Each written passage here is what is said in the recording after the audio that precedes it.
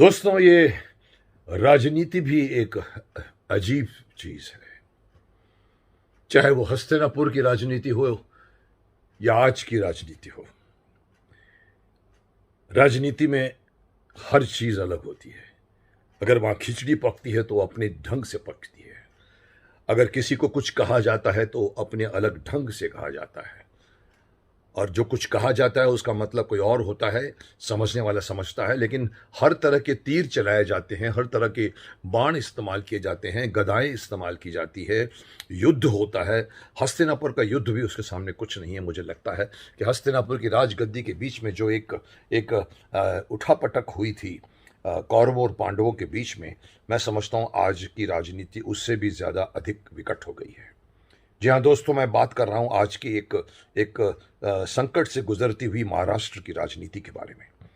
देश तो देश है, लेकिन महाराष्ट्र पूरे देश का एक हार्ट होता है। महाराष्ट्र में जो कुछ भी होता है पूरे देश की राजनीति उससे इफेक्ट करती है। और इस वक्त जो कुछ हो रहा है, मुझे इसमें कोई हैरानी प्रतीत इसलिए नहीं हो रही क्योंकि मुझे याद है 2019 में भी जब ये सरकार आई थी हमारे महाराष्ट्र के विधानसभा में, उस वक्त भी मेरे मुंह से कुछ निकल गया था। क्योंकि मैं बाला साहब ठाकरे से बहुत करीब था। मैं उनको बहुत ही बड़ा योद्धा मानता था। कभी उन्होंने अपनी तरफ से कभी भी सीएम बनने की कोशिश नहीं की, लेकिन बिना सीएम बने भी वो अपनी गद्दी पर विराजमान थे और उनकी ही बात मानी जाती थी। लेकिन जो कुछ भी 2019 में हुआ वो बाला साहब ठाकरे और शिवसेना की के जिसको हम कहते हैं कि थिंकिंग या उनकी जो एक विचारधारा थी उस पर काफ़ी बड़ा आघात हुआ। जैसे कि मैंने कहा, बाला साहब ठाकरे कभी भी मुख्यमंत्री पद पर आसीन नहीं होना चाहते थे। वो वहीं बैठकर राज चलाते थे, लेकिन वो ये भी नहीं चाहते थे कि उनके घर से कोई बने। लेकिन उनके जाने के बाद में जो कुछ भी हुआ वो थोड़ा सा मैं समझता हूँ कि थोड़ा सा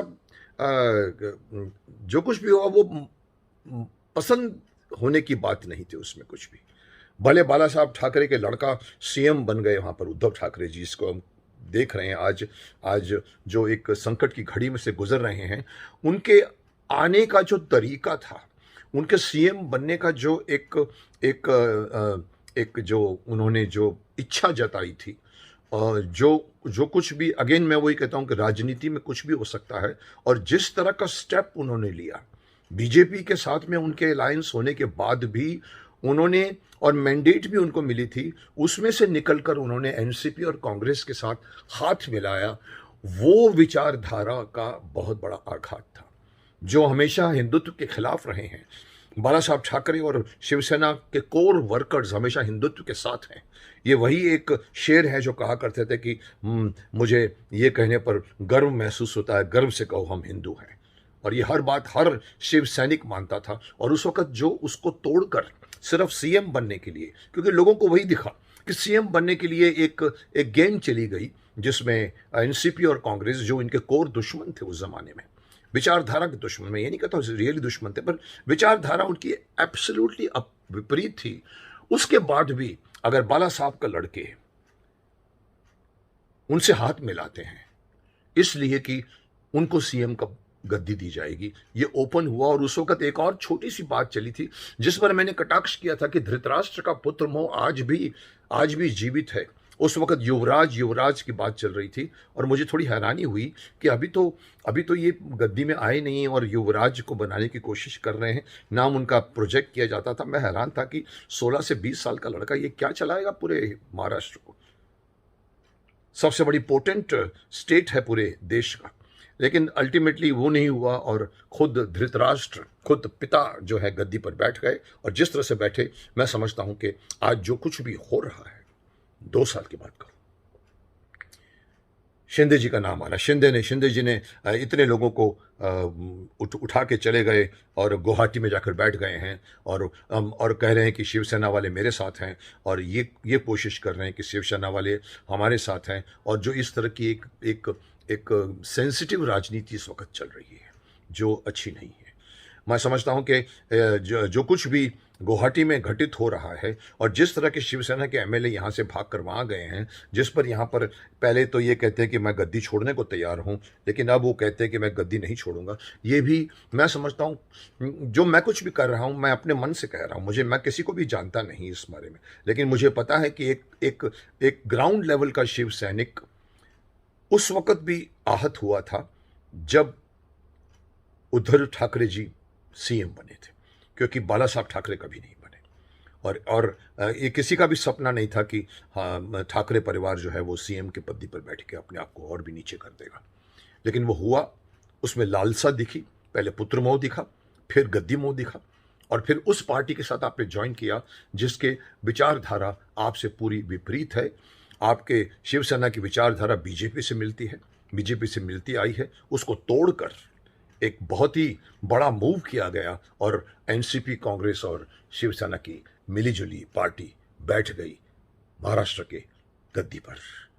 लेकिन होना वही था, जमीन जमीन फिसलन वाली थी, विचारधारा एक में कलुषित दिख रहा था विचारधारा में। ये होना ही था अल्टीमेटली। अंदर ही अंदर का जो रोष है, मैं समझता हूँ आज महाराष्ट्र और गुवाहाटी के बीच में जो राजनीति चल रही है वो उसी कोर डिफरेंसेस का प्रोग्राम है, डिफरेंसेस का परिणाम है। आज मुझे नहीं मालूम, कल परसों तरसों में ये बात अभी हो जाएगी क्लियर कि कौन जीतेगा, कौन अपने आप को कहता है कि मैं शिवसेना मेरे साथ है। और बाला साहब के साथ हमेशा शिवसेना रही है, इस वक्त लेकिन ऐसे मोड़ पर आए हैं जब बाला साहब की फैमिली कह रही है कि शिव सैनिक मेरे साथ हैं, और उसमें से कई शिवसेना के एमएलए जाके मिल गए हैं, गुवाहाटी में बैठ गए हैं। और देखिए ना, राजनीति का रूप देखिए। गुवाहाटी में बाढ़ आई थी थोड़ी देर पहले, बहुत नुकसान हुआ था, लेकिन किसी भी टीवी ने उसको कवर नहीं किया। वहाँ के लोगों को इतना दुख दर्द नहीं दिखाया, क्योंकि वहाँ पर जाके 40 से 45 एमएलए जाके बैठ गए थे। वो कैमरा के सामने लाने पे सभी के सभी चैनल आतुर थे, और उन्होंने कभी गुवाहाटी का दुख नहीं दिखाया। ये गुवाहाटी के लोगों को भी इसका बहुत उनको बुरा लगा है। लेकिन ठीक है, मैं जैसे कहता हूँ राजनीति में हर कुछ चलता है। तो अब जो कुछ भी हो रहा है मैं नहीं जानता, पर दिख रहा है कि सूरज कहाँ से उगेगा, मालूम पड़ रहा है। और मैं भी अगर पॉलिटिक्स नहीं हूँ, पॉलिटिशियन भी नहीं हूँ, और लेकिन मैं भी सलाह दूंगा, धृतराष्ट्र जी को भी सलाह दूंगा, उनके ठाकरे के जितने सोशल वर्कर, जितने भी वर्कर्स हैं, ग्राउंड वर्कर्स को, कि आप फिर से हिंदुत्व की तरफ मुड़िए। हिंदुत्व ही आपका लक्ष्य होना चाहिए। आज देश में हिंदुत्व की आवश्यकता है, और मैं चाहूँगा कि अपनी गलती को सुधारने का आपको वक्त मिल रहा है। इस वक्त उद्धव ठाकरे रहे या शिंदे रहे या कोई भी रहे, आप दिखाइए कि आप हिंदुत्व के साथ हैं। बीजेपी आपका नेचुरल पार्टनर रहा है। हो सकता है कि इस वक्त आपके उनके साथ अलायंस बढ़ जाए और फिर से महाराष्ट्र में एक नई सरकार आए। मैं देखना चाहता हूँ पॉलिटिक्स क्या रंग लेती है। आप भी देखिए क्या गुल खिलता है।